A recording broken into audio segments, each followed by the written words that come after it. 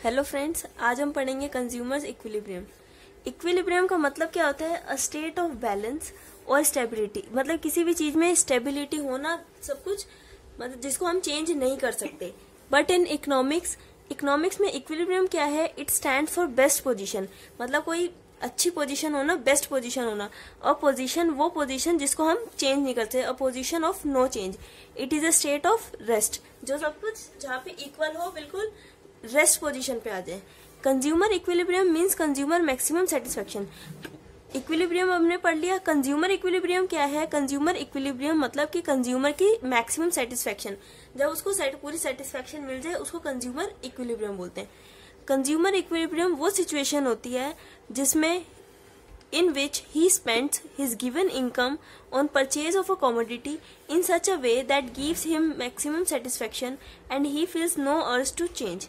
Consumer equilibrium वो situation होती है जिसमें जो कंज्यूमर जो होता है वो अपनी जो भी गिवन इनकम होती है पूरी स्पेंड कर देता है किसी भी कॉमोडिटी को, किसी भी प्रोडक्ट को खरीदने के लिए, जिससे कि वो खरीदने के बाद उसको सबसे ज्यादा सेटिस्फेक्शन मिले, सबसे ज्यादा उसको संतुष्टि मिले, और एंड ही फील्स, वो फील करता है नो अर्ज टू चेंज, वो उसको चेंज नहीं कराना चाहता। इसमें 2 अल्टरनेटिव अप्रोचेस हैं कंज्यूमर इक्विलिब्रियम में। एक है यूटिलिटी अप्रोच और एक है indifference curve approach. Utility approach में हम पढ़ेंगे, इसमें कंज्यूमर इक्विलिब्रियम की दो तरीके से कंडीशन होती है, एक सिंगल कॉमोडिटी केस में और एक डबल कॉमोडिटी केस में, जिसमें 2 कॉमोडिटीज होती हैं। यूटिलिटी अप्रोच में, इस वीडियो में हम यूटिलिटी अप्रोच पढ़ेंगे। इसमें क्या है? फर्स्ट कि condition of consumer equilibrium in case of a single commodity. जब कोई सिंगल कॉमोडिटी होती है तो उसमें कंज्यूमर इक्विलिब्रियम की क्या कंडीशन होती है वो पढ़ेंगे। Consumer equilibrium is attained when marginal utility of commodity in money terms is equal to its price. Consumer equilibrium की सिंगल कॉमोडिटी में कंडीशन होती है कि जो मार्जिनल यूटिलिटी होती है कॉमोडिटी की, किसी भी प्रोडक्ट की जो मार्जिनल यूटिलिटी होती है वो मनी टर्म्स में उसके प्राइस के इक्वल होती है। अगर हम सिंबॉलिकली इसको देखें तो MUX यहाँ पे हम लिया गया है किसी भी प्रोडक्ट के बारे में और किसी भी कॉमोडिटी के बारे में, जो उसकी मार्जिनल यूटिलिटी होती है वो उसके प्राइस से इक्वल होती है। A consumer compares price with marginal utility of a commodity in terms of money. जो कंज्यूमर जो है वो कंपेयर करता है उसकी मार्जिनल प्राइस को, किसके साथ कंपेयर करता है? अपनी मार्जिनल यूटिलिटी के साथ।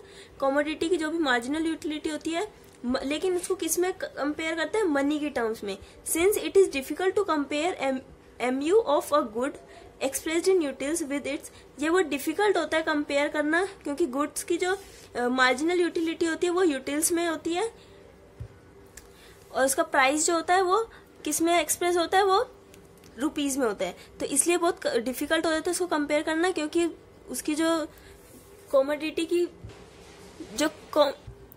जो कॉमोडिटी की मार्जिनल यूटिलिटी है वो यूटिल्स में एक्सप्रेस होती है और जिसका प्राइस जो है रुपीज में, इसलिए बहुत डिफिकल्ट होता है कंपेयर करना। तो इसके लिए पहले जो मार्जिनल यूटिलिटी है गुड की, उसको पहले उसको कन्वर्ट करते हैं मनी की टर्म में। कैसे कन्वर्ट करते हैं?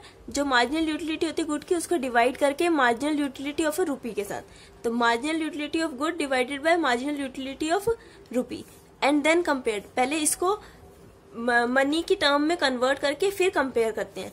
जैसे ग्राफ दिया हुआ है, ये एक्स एक्सिस पे क्वांटिटी ऑफ कॉमोडिटी है और इस पे प्राइस है कॉमोडिटी का, और इस पे ये जो प्राइस का कर्व जो है और जो मार्जिनल यूटिलिटी जो है ये एक पॉइंट पे आके मिलती है जहाँ पे इक्विलिब्रियम होता है, और उस पॉइंट पे जो मार्जिनल यूटिलिटी होती है गुड की वो इक्वल होती है प्राइस, उस गुड के प्राइस से। तो ये पॉइंट हमारा इक्विलिब्रियम कहलाता है। This condition is sometimes usually described as marginal utility is equal to price. ये कंडीशन कभी कभी क्या डिस्क्राइब करती है कि जो मार्जिनल यूटिलिटी है वो प्राइस के इक्वल होती है। ये पॉइंट हमारा कंज्यूमर इक्विलिब्रियम होता है इन case of a single commodity, जिसमें मार्जिनल यूटिलिटी जो होती है वो इक्वल होती है प्राइस के। तो ये था हमारा consumer equilibrium in case of single commodity में, ऐसा ग्राफ बनता है। अब हम पढ़ेंगे consumer equilibrium in case of 2 commodities में। पहले हमने सिंगल कॉमोडिटी में पढ़ा था, अब 2 कॉमोडिटीज में क्या कंडीशन होती है। Consumers equilibrium in case of 2 commodities में थ्रू यूटिलिटी अप्रोच से इज अटेन्ड कब माना जाता है? When ratio of MU of a commodity to its price becomes equal to the ratio of MU of other commodity to its price. उसमें सिर्फ एक ही commodity होती थी, एक प्रोडक्ट होता था। अब इसमें 2 प्रोडक्ट होंगे जो हमने लिए हुए, प्रोडक्ट X और प्रोडक्ट Y। इसमें क्या होता है, जो कमोडिटी की प्रोडक्ट की जो मार्जिनल यूटिलिटी होती है उसके प्राइस के रेशियो के इक्वल होती है दूसरे जो हमारी कमोडिटी होती है उसके marginal utility divided by price से। अगर इसको सिंबॉलिकली एक्सप्रेस करेंगे तो marginal utility of X divided by price of X equal होगा marginal utility of Y divided by price of Y. This equation also implies if price of commodity X, जो भी x की commodity जो है उसका price जो है वो इक्वल होगा कमोडिटी जो वाई दूसरी कमोडिटी है उसके प्राइस के इक्वल होगा, तो the consumer will attain equilibrium. तो कंज्यूमर को इक्विलिब्रियम तब माना जाएगा इसमें जब mu x इक्वल होगा mu y के। जो x प्रोडक्ट है उसकी मार्जिनल यूटिलिटी इक्वल होगी दूसरा जो प्रोडक्ट है y उसकी marginal utility. It also means that satisfaction is maximum when a rupee worth of mu is same in both the goods x and y। इसमें consumer की maximum satisfaction तब होगी जब when rupee worth of mu is same in both the goods x and y। जो रूपी की जो value है मार्जिनल यूटिलिटी में वो दोनों गुड्स में, गुड्स x में और गुड्स y में भी दोनों की सेम होगी। जैसे अब एक टेबल है इसमें यूनिट्स ऑफ गुड लिखे हुए हैं 1 2 3 4 5 6। इसमें एक प्रोडक्ट लिया हुआ है, एक कमोडिटी ली हुई है जिसको टी माना है और दूसरी कमोडिटी ली हुई है जिसको बिस्किट्स माना है। ये है मार्जिनल यूटिलिटी उस प्रोडक्ट की और ये मार्जिनल यूटिलिटी दूसरे प्रोडक्ट की। इसकी मार्जिनल यूटिलिटी है 50 40 30 20 10 0। अब जैसे हम इसका निकालें, इसका प्राइस हमने माना है 5, तो हमें निकालना है मार्जिनल यूटिलिटी x जो कमोडिटी है x फर्स्ट कमोडिटी है डिवाइडेड बाय px। तो 50 उसकी मार्जिनल यूटिलिटी है उसको डिवाइड करेंगे उसके प्राइस से तो 10 आएगा। इसको 40 से डिवाइड किया 5 से तो 8 आया, 30 को डिवाइड किया 5 से 6 आया। तो ऐसे करके हमने यहाँ तक कर दिया। फिर मार्जिनल यूटिलिटी हम दूसरे प्रोडक्ट की लेंगे बिस्किट की, जैसे ये दी हुई है 24 22 20 18 16 14। ऐसे ही जैसे उसका निकालता सिमिलरली इसका भी निकालेंगे। प्राइस इसका हमने 2 माना है तो इसको हम डिवाइड करेंगे तो ये हमारी मार्जिनल यूटिलिटी आ जाएगी। अब इसमें इस टेबल में क्या है कि कहाँ पे सेम आएगा, मैक्सिमम सेटिस्फेक्शन कहाँ पे है, यहाँ पे 8 आया और यहाँ पे 8 आया जहाँ दोनों में सेम होगी। इसमें हमने क्या पढ़ा था, मैक्सिमम सेटिस्फेक्शन तब मान जाएगी when rupee worth of mu जो मार्जिनल यूटिलिटी है सेम होगी दोनों गुड्स में, x में y में भी। x में यहाँ पे 8 पे है और y में यहाँ 8 पे है, तो मतलब इसकी 2 यूनिट्स इसको लेनी पड़ेगी और इसकी 5 यूनिट्स लेनी पड़ेगी।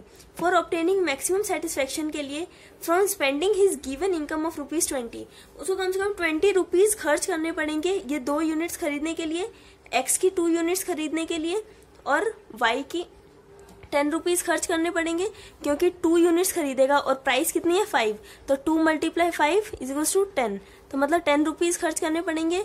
और दूसरे प्रोडक्ट के लिए भी 10 रुपीज खर्च करने पड़ेंगे क्योंकि कितनी यूनिट्स खरीदेगा 5 और उसका प्राइस कितना है 2, तो इसके लिए भी 10 रुपीज खर्च करने पड़ेंगे। तो उसको मैक्सिमम सेटिस्फेक्शन के लिए कंज्यूमर को टोटल 20 रुपीज खर्च करने पड़ेंगे।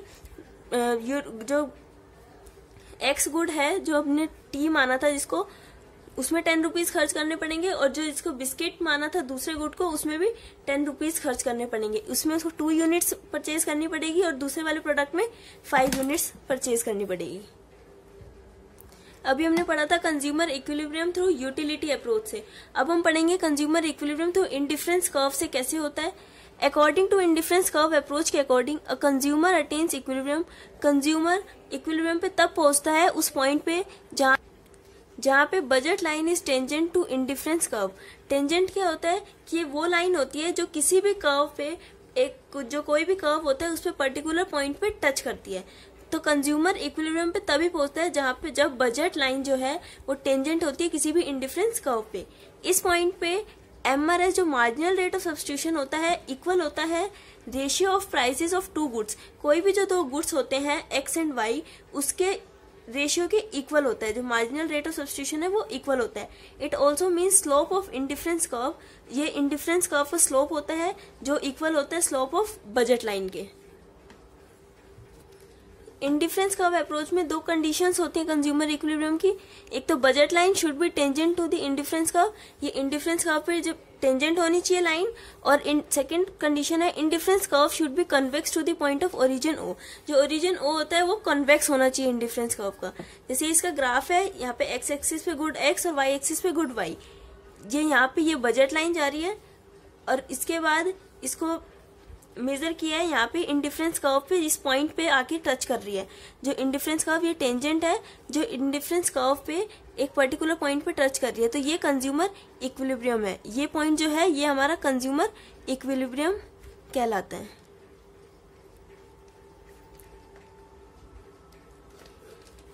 ये इसका ग्राफ है, कंज्यूमर इक्विलिब्रियम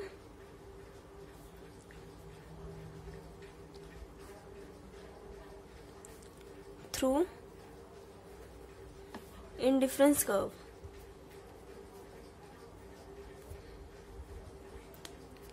तो यही था consumer equilibrium in case of single commodity, और डबल कॉमोडिटी में वो यूटिलिटी अप्रोच में था, और ये है इंडिफरेंस अप्रोच में। Thank you so much. अगर कोई भी आपको डाउट हो, कोई भी क्वेरी हो, तो आप कमेंट्स में पूछ सकते हैं।